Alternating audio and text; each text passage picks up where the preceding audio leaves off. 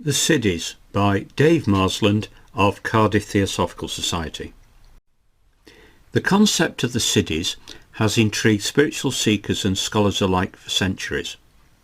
Derived from the ancient Sanskrit word siddhi, which means accomplishment or attainment, Siddhis are often described as extraordinary powers or abilities that develop through profound spiritual practice. In her Theosophical glossary, published 1892, H.P. Blavatsky describes Siddhis as attributes of perfection, phenomenal powers acquired through holiness by yogis. The origins of the Siddhis can be traced back to ancient Indian scriptures such as the Upanishads, Yoga Sutras and the Mahabharata. These sacred texts mention miraculous abilities possessed by great sages and yogis who had reached advanced stages of spiritual practice.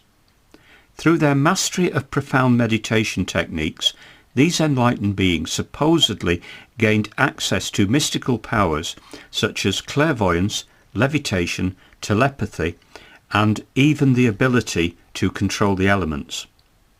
To understand the Siddhis, it is important to explore their philosophical framework within Indian traditions.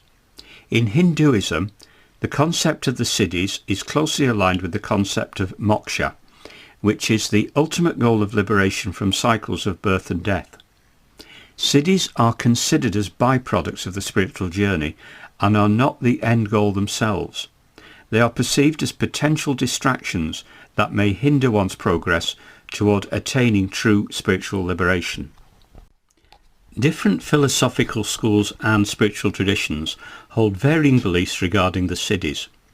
In some sects, the Siddhis are seen as tangible proof of one's spiritual progress and serve as milestones on the path to enlightenment. For others, they are viewed as divine blessings bestowed by higher powers. As mentioned, some traditions view attainment of the Siddhis as a distraction from true spiritual progress. Patanjali warned that too much concentration on the Siddhis could lead to ego, pride and arrogance. Skeptics caution against prematurely attributing supernatural powers to the Siddhis.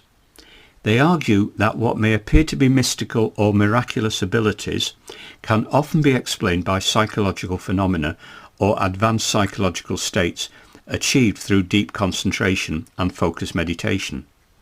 Skeptics believe that these extraordinary experiences and abilities arise from the untapped potential of the human mind and do not necessarily require mystical or spiritual explanations. Numerous spiritual disciplines and practices are associated with the cultivation of the Siddhis. These techniques often involve intense meditation, breath control exercises, visualization, and mantra repetition. Yogic traditions such as Kundalini Yoga emphasize the awakening and channeling of the dormant spiritual energy within the body, which is believed to unlock the Siddhis. In exploring the fascinating realm of the Siddhis, it is essential to delve into the intriguing connection between fakirs and these extraordinary powers. Fakirs, known for their ascetic practices and spiritual discipline, have long been associated with the attainment of Siddhis. Fakirs, through their rigorous devotion and renunciation of worldly desires, have been known to unlock these mystical powers.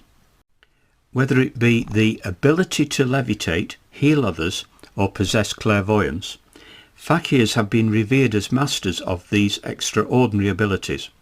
However, it is crucial to approach the topic of fakirs with a critical lens, considering the skepticism surrounding claims of Siddhis and the potential for deception or illusion in the realm of mysticism.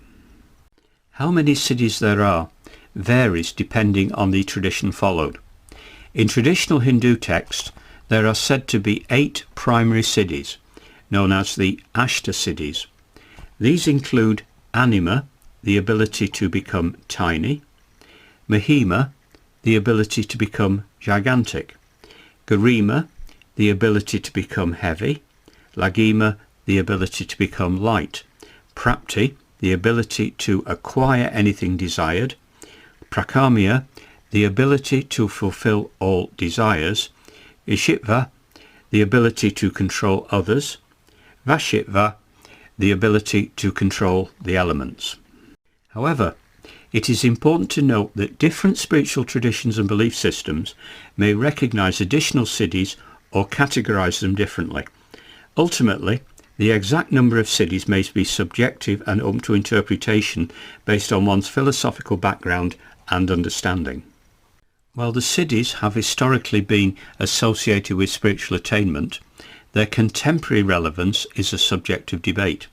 Some argue that they are vestiges of an ancient worldview, while others believe that these transcendent powers continue to exist, waiting to be discovered through dedicated spiritual practice. Ethical considerations also surround the siddhis, as practitioners or individuals who develop these powers are faced with questions of how to harness and utilize them responsibly and selflessly.